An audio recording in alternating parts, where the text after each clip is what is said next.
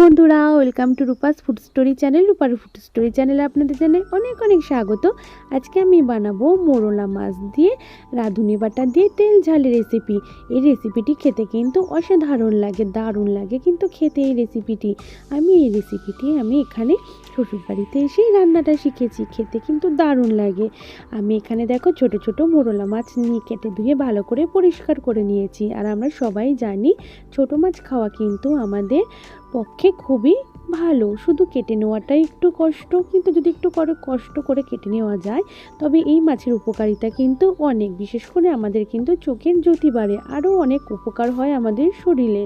তা অবশ্যই তোমরা এই রেসিপিটি কিন্তু বাড়িতে ট্রাই করবে, আর খেতে কিন্তু অসম্ভব দারুণ টেস্টি হয়। দেখো এখানে ছোট ছোট মোরলা মাছগুলোকে ভালো করে কেটে ধুয়ে পরিষ্কার করে নিয়েছি। এবার আমি মোরলা মাছের মধ্যে লবণ আর হলুদ দিয়ে ভালো করে মাছগুলোকে আমি মেখে নেব।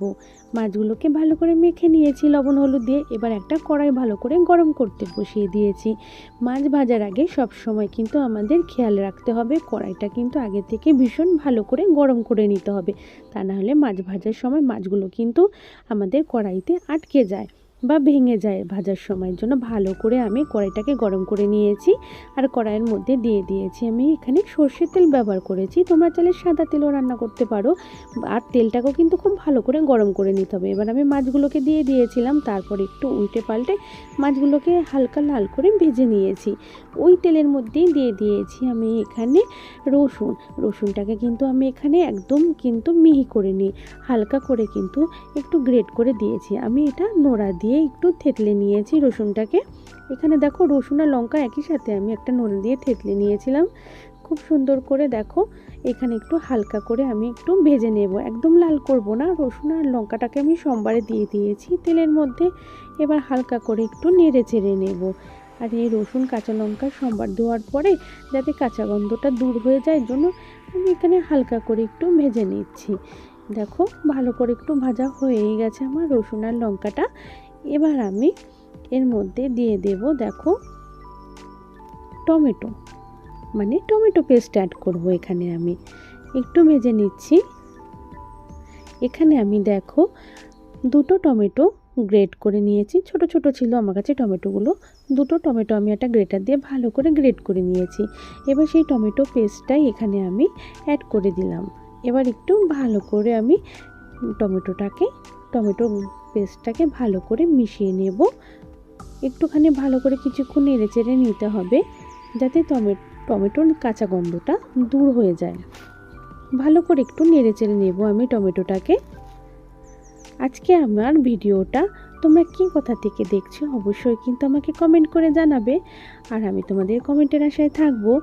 এখানে দেখো আমি দিয়ে দিয়েছি লবণ দিয়ে আবারও ভালো করে আমি মিশিয়ে নেব। দেখো আর দিয়ে দিয়েছি সামান্য একটু হলুদ। লবণ আর হলুদ দিয়ে এবার ভালো করে নেড়ে চেড়ে সব মশলার সাথে আমি মিশিয়ে নিচ্ছি।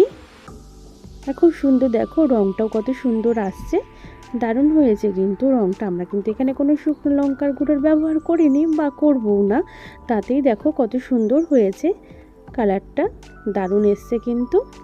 আর তোমরা যদি কেউ আমার চ্যানেলে নতুন বন্ধু হয়ে থাকো অবশ্যই চ্যানেলটাকে কিন্তু সাবস্ক্রাইব করে নিও।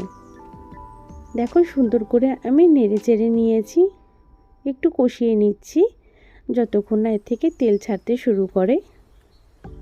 এইভাবেই অনবরত আমি একটু একটু করে হালকা হালকা করে ভালো করে নেড়ে চেড়ে সব মশলার সাথে মিশাতে থাকবো যাতে আস্তে আস্তে এর থেকে তেল ছাড়তে শুরু করবে। এভাবেই নেড়ে চেড়ে নেব।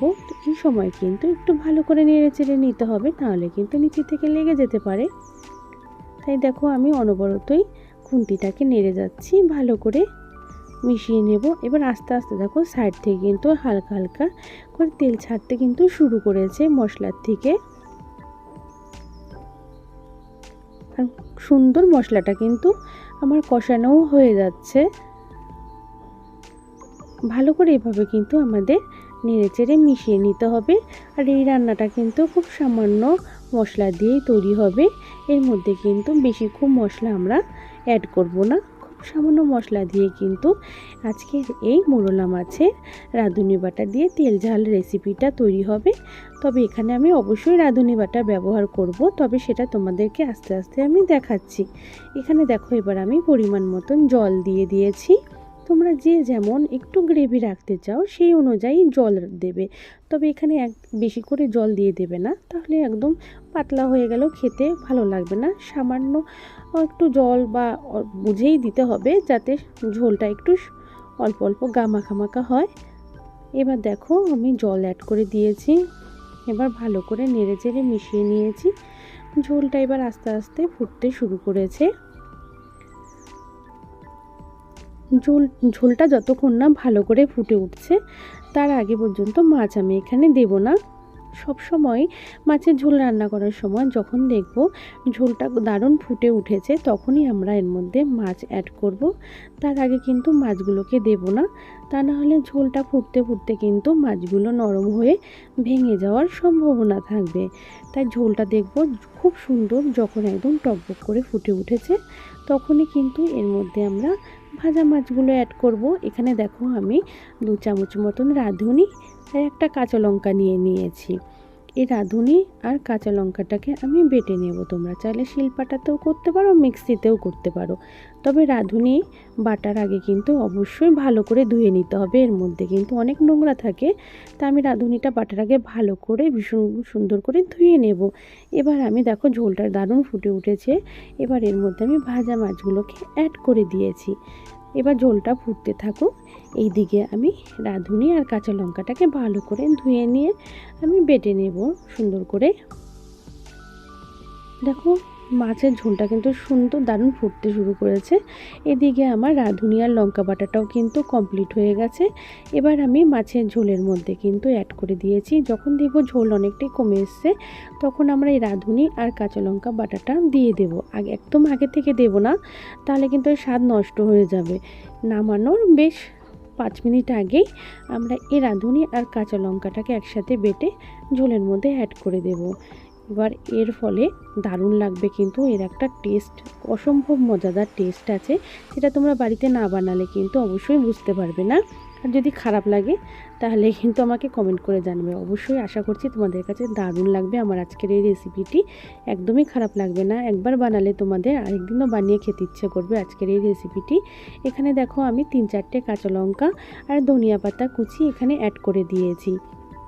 কেউ যদি ঝাল বেশি খেতে ইচ্ছে করে এইভাবে তোমরা কয়েকটা গোটা কাঁচা লঙ্কা অ্যাড করে দিতে পারো। দেখো খুব সুন্দর আমাদের ঝোলটা রেডি হয়ে গেছে। এবার একটা প্লেটে সার্ভ করে দেখাচ্ছি। রেডি হয়ে গেল আমাদের রাঁধুনি বাটা দিয়ে মোরলা মাছের তেল ঝালের রেসিপি। আজকে ভিডিওটা তোমাদের যদি ভালো লাগে অবশ্যই কিন্তু আমার চ্যানেলটাকে সাবস্ক্রাইব করে নিও, পাশে থাকা বেল আইকনটা প্রেস করে দিও যাতে নতুন নতুন ভিডিও সবার আগে তোমাদের কাছে পৌঁছে যায়। তোমরা আমার চ্যানেলটাকে সাবস্ক্রাইব করো অবশ্যই।